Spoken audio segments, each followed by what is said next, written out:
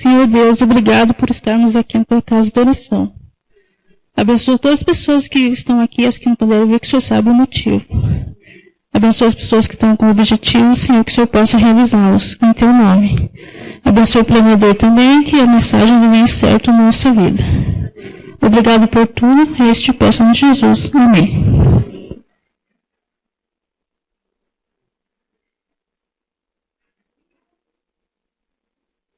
Oi, boa noite a todos. Boa noite também aos internautas. Estou me sentindo muito importante. Quando me falaram que tem internautas, eu achei, nossa, que honra, nunca falei assim, né?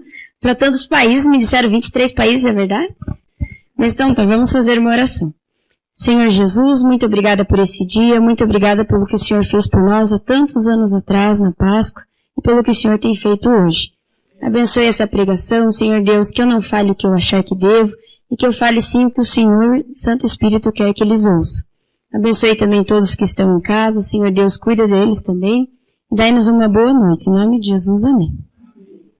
Bom, durante esses domingos especiais, todos nós iremos descobrir um pouquinho mais sobre as profecias de Daniel, sobre esse livro tão incrível que nós muitas vezes, eu confesso para vocês, eu não tinha o hábito de ler esse livro, eu não costumava ler, porque a gente acha que é um livro de profecias, Daniel, Apocalipse é um livro tão difícil. Mas começando a ler para poder falar para vocês, eu percebi que é um livro que conta a história de uma pessoa que tem muito em comum conosco e que tem muitas lições para nos ensinar. Para entendermos melhor sobre esse sermão, precisamos ver o contexto da época em que Daniel e seus amigos viviam. O texto está em Daniel capítulo 2, o versículo do 1 ao 13. Eu vou ler na linguagem de hoje, porque como é um livro um pouco difícil de compreendermos, então na linguagem de hoje fica um pouco mais fácil. Mas também quem tiver na versão anterior não tem problema, vai entender do mesmo jeito. Posso ler? No segundo ano de Nabucodonosor como rei da Babilônia, ele teve uns sonhos que o deixaram tão preocupado que não podia dormir. Então mandou chamar os sábios, os adivinhos, os feiticeiros e os astrólogos, para que eles lhes explicassem os sonhos. Quando chegaram e se apresentaram diante do rei, ele lhes disse, tive um sonho que me deixou muito preocupado, e não vou ficar tranquilo enquanto não souber o que quer dizer. Eles disseram ao rei, na língua aramaica, que o rei viva para sempre. Pedimos que o Senhor nos conte o sonho, e aí nós lhe diremos o que quer dizer. Mas o rei respondeu, eu já resolvi que vocês têm de me contar o sonho, e também explicar o que ele quer dizer.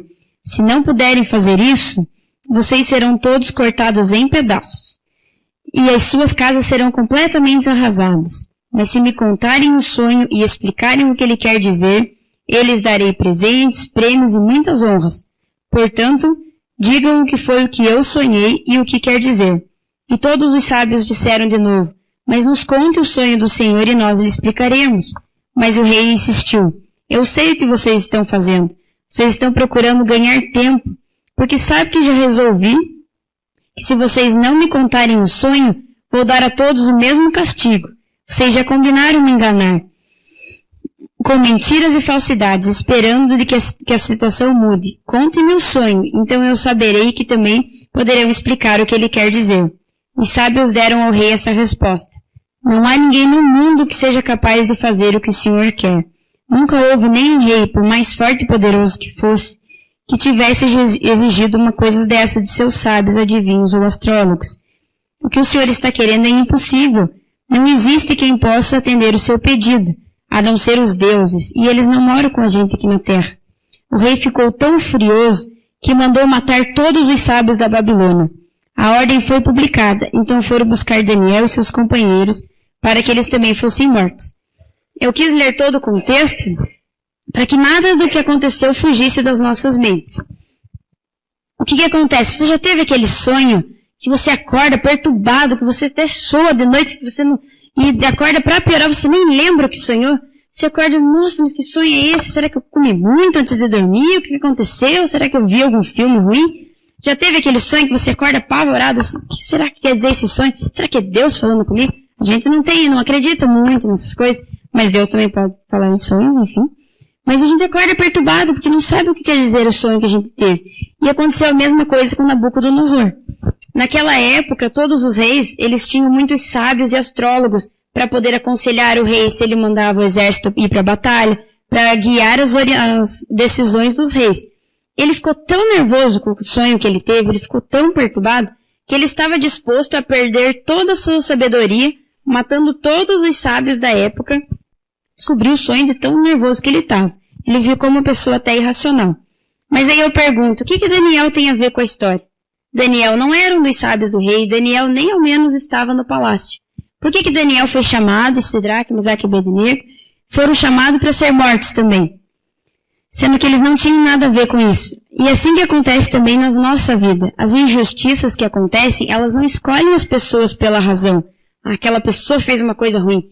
Então aquela pessoa merece o que aconteceu. Aquele outro, aquele é bonzinho, aquele não merece sofrer.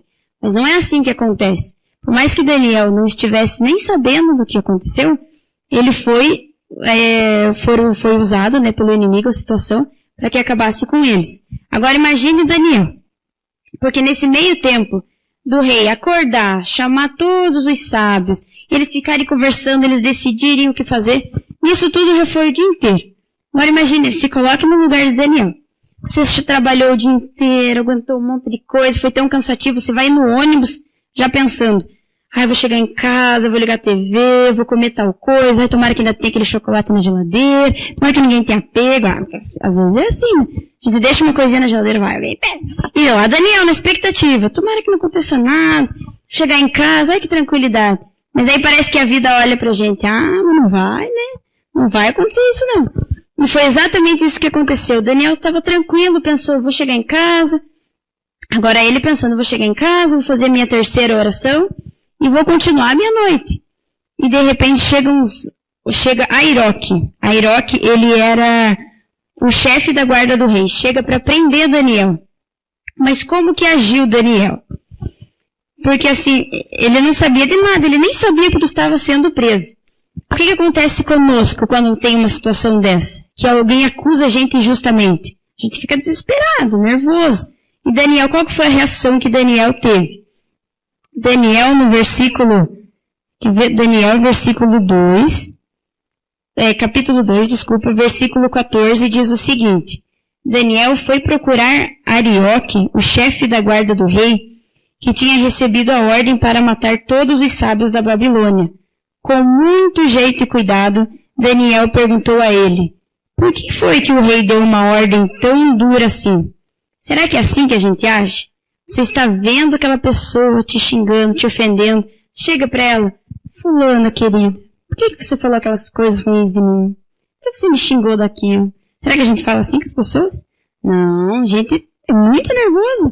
A gente se estressa, fica nervoso e imagina que a gente vai ter um cuidado bom. A gente não tem. Mas esse não é o certo devemos agir como Daniel, que falou com muito cuidado com ele.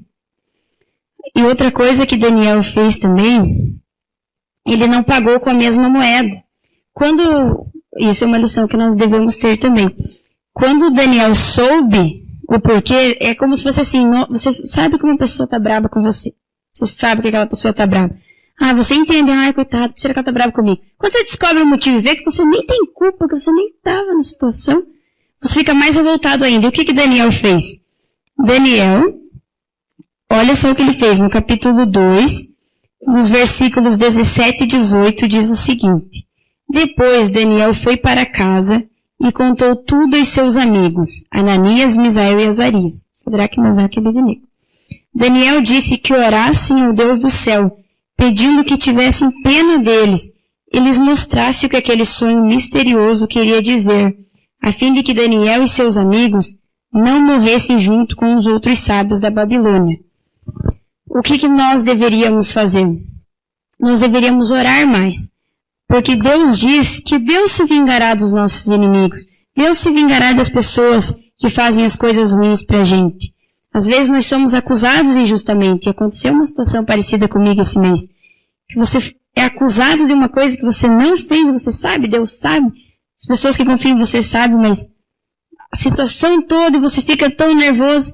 A gente às vezes manda mensagem para todo mundo, olha o que me aconteceu, olha. E não é errado nós falarmos para as pessoas, mas é errado nós nos vingarmos, nós nos prejudicar as pessoas pelo que elas fizeram conosco. Em Deuteronômio 32:35 diz o seguinte. Deuteronômio capítulo 32:35 diz assim: Deus se vingará, ele acertará a conta com eles. Virá o tempo em que os inimigos cairão. O dia da desgraça deles está chegando depressa. Isso significa que Deus é um ser ruim, que quer castigar as pessoas que nos fazem mal? Não, significa que Deus é um Deus justo. Então, se às vezes algum de vocês, assim como aconteceu comigo esse mês, e eu estou orando muito para que Deus faça a sua obra, se acontecer alguma injustiça na vida de vocês, saiba que Deus é que vai fazer a obra dele. Não é por força nem por violência que a gente vai conseguir mostrar a verdade para outra pessoa. Porque assim como Nabucodonosor estava tão cego que não conseguia ver que Daniel não sabia de nada da história, não conseguia enxergar, às vezes as pessoas que estão envolvidas na situação também não sabem, não conseguem enxergar.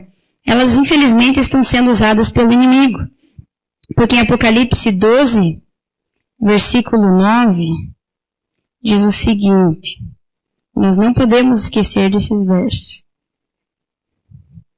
Apocalipse 12, verso 9, diz assim: O enorme dragão foi lançado fora do céu. Ele é aquela velha cobra chamada Diabo ou Satanás, que leva todas as pessoas do mundo a pecar. Ele foi jogado sobre a terra e os seus anjos também foram jogados junto com ele. Quando a gente ouve isso, quando a gente acontece alguma coisa ruim com a gente, se a gente sabe que aconteceu com alguma pessoa que a gente gosta, a gente fica com raiva da outra pessoa, a gente quer se vingar, mas na verdade quem está por detrás dessa pessoa é o próprio inimigo. Nós temos uma luta espiritual na nossa vida. Por isso Daniel agiu com tanta calma. Porque ele sabia que aquela luta não era uma luta dele, não era uma luta pessoal. Era do próprio inimigo contra Deus mesmo. Por isso ele pôde agir tão calmo. Um dos passos também que ele fez foi contar para os seus amigos. Então o problema não é a gente contar, desabafar dos nossos problemas para os outros. Mas nós temos que pensar, será que a gente está contando para as pessoas certas? Daniel, quando contou, porque os amigos dele também não sabiam o porquê eles seriam mortos e presos. Quando ele contou, quando a gente conta uma situação para alguém, como essa pessoa reage? Será que ela olha para a gente e diz, nossa, que injusto, vamos orar juntos então agora? A pessoa falou mal de você, o teu chefe te tratou mal, aconteceu tal coisa, vamos orar. E não é uma coisa assim, ai que falsa que a pessoa está sendo, tem que sofrer pelo que aconteceu.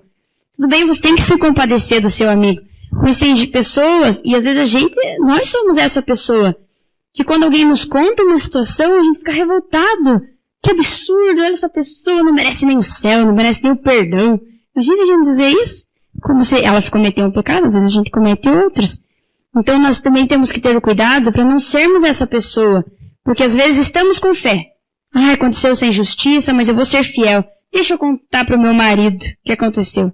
Você conta para o seu marido, parece que vocês nem são da igreja. Ou parece que vocês nem creem no mesmo Deus. Que a pessoa fica tão revoltada, xinga tanto a situação, que se esquece de um Deus que vai fazer justiça por nós. Que vai nos ajudar, que vai libertar a gente daquela situação. Será que a gente também não está sendo essa pessoa que está sendo ruim, que está falando tanto? Claro que é difícil numa situação ruim a gente olhar, vamos orar por aquela pessoa. Mas o próprio Jesus, em Mateus, deixa eu ver assim, Mateus 5,44, ele diz assim,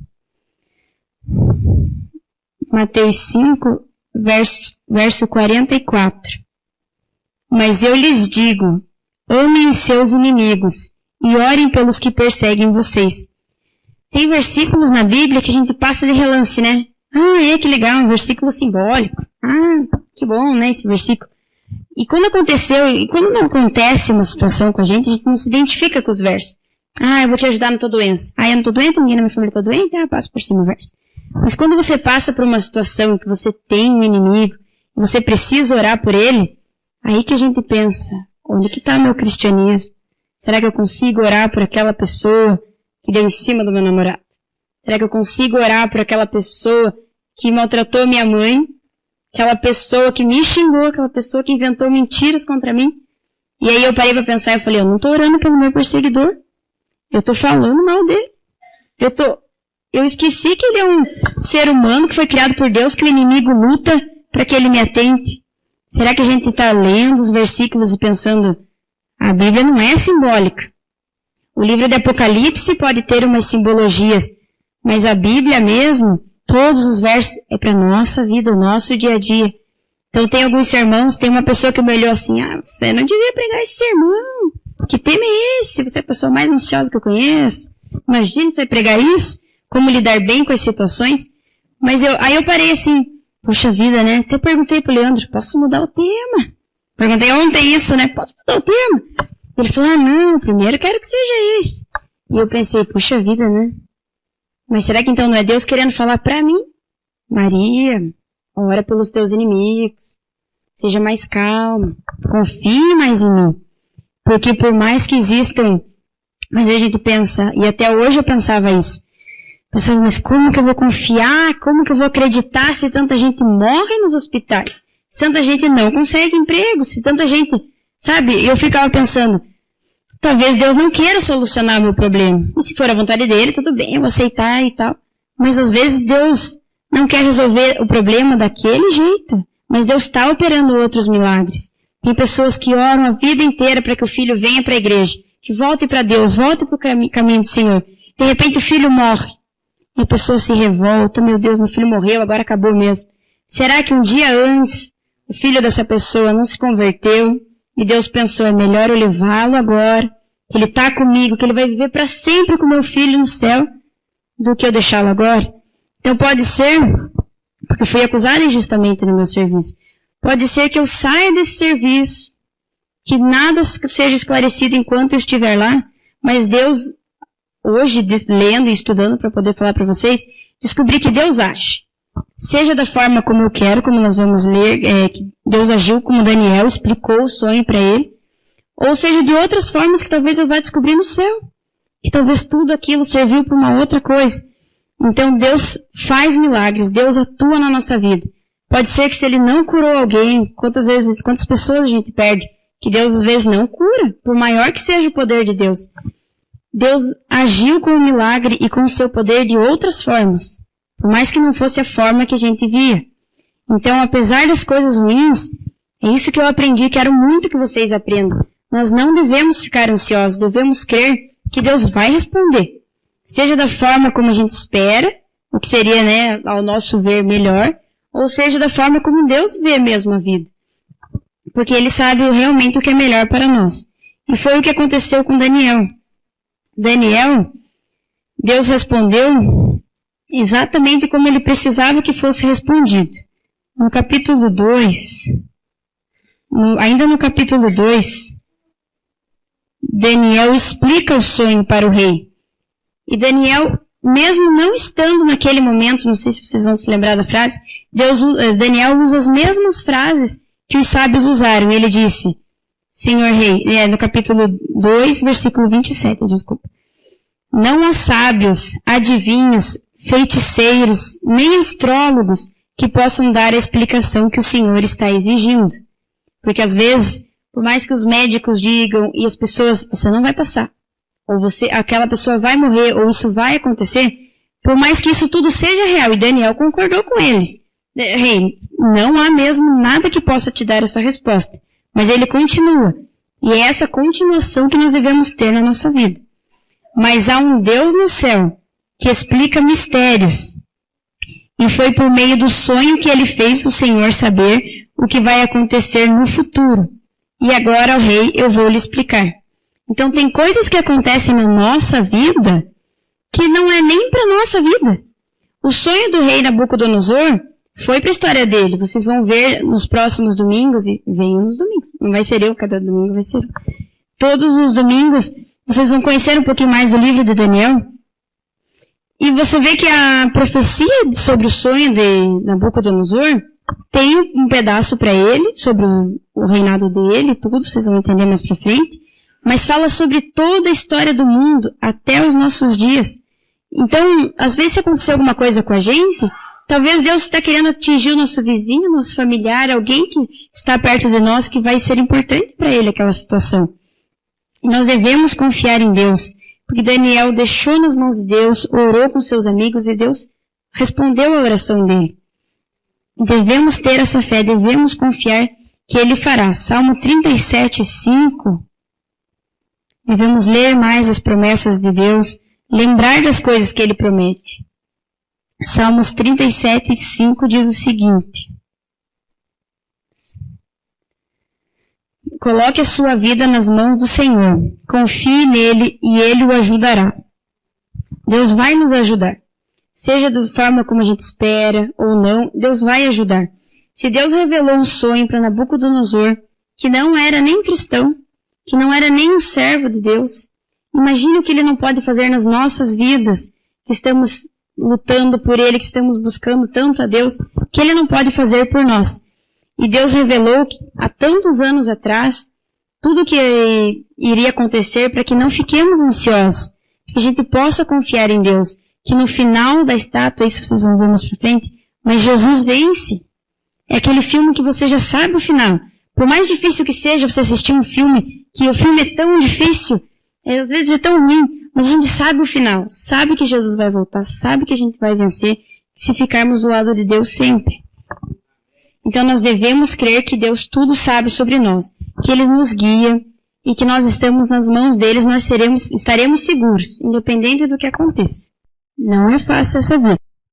A gente é ansioso mesmo, a gente fica preocupado, e Deus sabe disso. Mas Deus diz que nós não devemos ter medo, que devemos confiar nesse Deus. Então, se de todo o sermão que você possa ficar dentro do seu coração, de que Deus está do nosso lado sempre, e de que Deus quer que nós tenhamos uma comunhão com Ele. Daniel tinha toda essa fé, toda essa espiritualidade, conseguiu lidar tão bem com essa situação, porque ele orava 3 vezes ao dia. Então, que nós possamos colocar dentro do nosso coração, orarmos mais para termos mais fé ainda. Vamos colocar em pé? Senhor Jesus, somos tão falhos, Deus, temos tanto pecado. O Senhor sempre mostra a sua misericórdia e cada vez que temos um problema, parece que esquecemos de tudo que o Senhor já nos ajudou. Ajuda-nos, Senhor Deus, a esperarmos se o seu milagre for o que desejamos, ou ajuda-nos mais ainda se caso for uma resposta diferente. Abençoe todos os domingos especiais dessa igreja, que todas as pessoas sejam usadas pelo Senhor para ajudar essa igreja a crescer, essas pessoas a crescerem. Cuida da vida de cada um que está aqui, Senhor Deus, que possamos confiar mais no Senhor. Dai-nos uma boa semana. Em nome de Jesus, amém.